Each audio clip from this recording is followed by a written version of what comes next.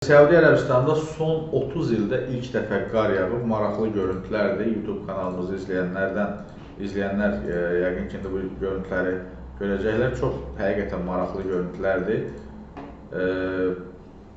30 il ərzində, yəni Səudiyyə Ərəbistanında qarın yağmağı özü bir hadisədir də belə deyək. Ölkənin şimal bölgələrində, xüsusilə Tabuk vilayətində yerləşən dağlıq ərazilər qarla örtülüb, temperatur isə bəzi yerlərdə 0 dərəcədən aşağı düşüb.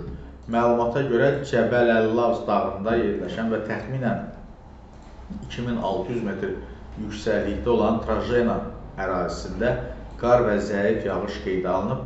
Hayli bölgəsinin bəzi hissələrində, eləcə də Ər-Riyadın şimalında yerləşən şəhərlərdə də qar müşahidə olunub. Eyni zamanda ölkənin bir sıra bölgələrində güclü yağışlar qeydə alınıb.